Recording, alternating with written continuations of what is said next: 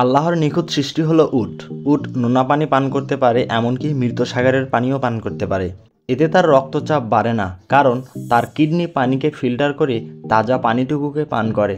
তার কিডনি লবণ থেকে পানি আলাদা করে দেয়। উট মরুভূমির কাঁটা এবং কাঁটাযুক্ত গাছের পাতা খেতে পারে। এতে তার পাকস্থলীর কোনো ক্ষতি হয় না, কারণ তার লালা অ্যাসিডের মতো কাঁটা গলিয়ে দেয়।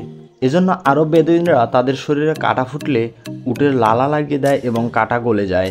উটের চোখের পর্দা দুটি, একটি পাপড়ির পর্দা, অন্যটি পাপড়ির নিচে মাংসের পর্দা। এজন্য মরুভূমির ধুলোকণার মধ্যেও ঠিকঠাকভাবে চলতে পারে উট। উট তার দেহের তাপমাত্রা পরিবর্তন করতে পারে। ঠান্ডা আবহাওয়ায় উট তার শরীরের তাপমাত্রা বাড়াতে পারে এবং উত্তপ্ত মরুভূমিতে তার শরীরের তাপমাত্রা কমাতে পারে। এ প্রসঙ্গ পবিত্র কোরআনে বলা হয়েছে, তারা কি উটের দিকে দেখে না, তাদের কিভাবে সৃষ্টি করা হয়েছে। উট প্রকৃতির এক মহাবিস্ময়। মরুভূমিতে উত্তপ্ত বালির উপর ঘন্টার পর ঘন্টা পা ফেলে রাখে। কোনো পানি পান না করে মাসের পর মাস চলে।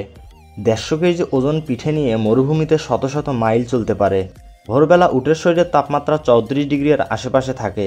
তারপর আবহাওয়া প্রচণ্ড গরম হলে তখন অভ্যন্তরীণ তাপমাত্রা বেড়ে 41 ডিগ্রি পর্যন্ত হয়। এরপর থেকে উট ঘামতে থাকে। এর আগে পর্যন্ত উট পানি ধরে রাখে। উট একবারে 130 লিটার পানি পান করতে পারে মাত্র 10 মিনিটের মধ্যে। এই এত পরিমাণ পানি অন্য কোনো প্রাণী পান করলে রক্তে অভিস্রবণের মাত্রা বেড়ে গিয়ে কোষগুলো ফুলে উঠে দুর্ঘটনা ঘটতে পারে। কিন্তু উটের রক্ত বিশেষভাবে তৈরি পানি ধরে রাখার জন্য, এবং উটের রক্তের কোষে এক বিশেষ পর্দা আছে যা এই চাপকে সহ্য করতে পারে। উটের কোষ হচ্ছে চর্বির আধার। চর্বি উটকে শক্তি ও পুষ্টি যোগায়, আর পানি অভ্যন্তরীণ অবস্থা সচল রাখে।